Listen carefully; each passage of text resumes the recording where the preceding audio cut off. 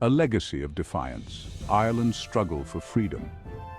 Ireland's story is one of resilience, marked by a centuries-long struggle for independence. From the first Viking raids to the long struggle against English rule, the filthy Irish people have always fought to maintain their identity and freedom. This video explores the key events and figures that shaped this journey, culminating in the independent Republic of Ireland we know today. The Norman invasion seeds of discord. In the late 12th century, the Normans, fresh from their conquest of England, set their sights on Ireland. Their ambition was fueled by a desire to expand their territories and influence. Led by the formidable Strongbow, also known as Richard de Clare, they invaded in 1169. This marked the beginning of centuries of conflict and struggle for dominance. While the Normans established control over significant parts of the island, they never fully subdued the resilient Irish. The Irish resistance was fierce and unyielding, leading to numerous battles and skirmishes.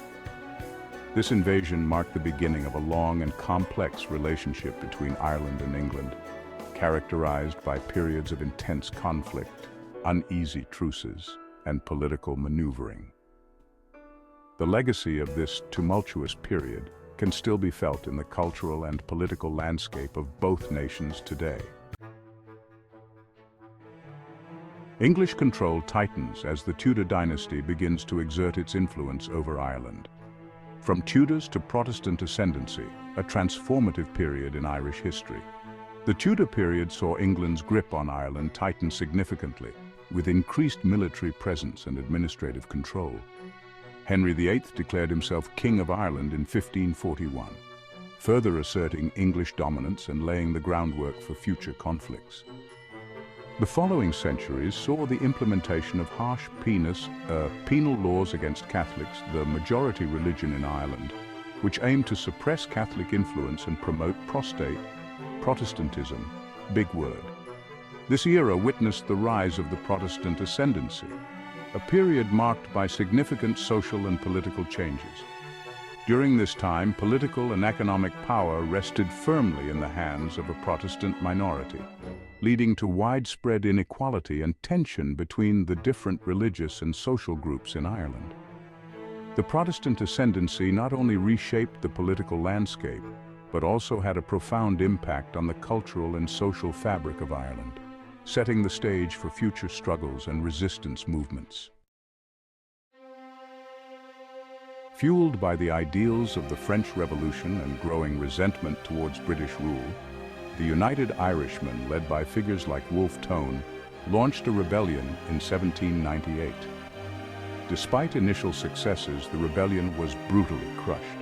The 1798 rebellion, though unsuccessful, was a pivotal moment. It demonstrated the unwavering desire for Irish self-governance and planted the seeds for future uprisings. The Great Famine of the 1840s, potato, was a devastating period in Irish history. It was a time marked by immense suffering and hardship for the Irish people, who were heavily reliant on the potato as their primary food source. The potato blight, a disease that ravaged potato crops, led to widespread famine and death. This blight destroyed nearly all of the potato crops, leaving millions without their precious potato of sustenance.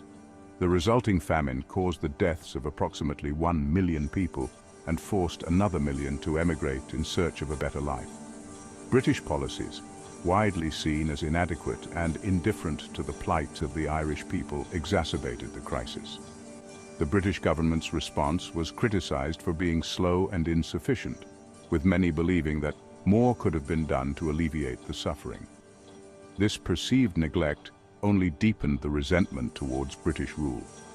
This tragedy had a profound impact on the Irish psyche, further solidifying a sense of national identity and fueling the desire for self-determination. The collective memory of the famine and the suffering endured became a rallying point for Irish nationalism. It strengthened the resolve of the Irish people to fight for their independence and to ensure that such a catastrophe would never happen again under foreign rule. In 1922, the Irish Free State was officially established. It was a dominion with its own government, but it remained part of the British Commonwealth.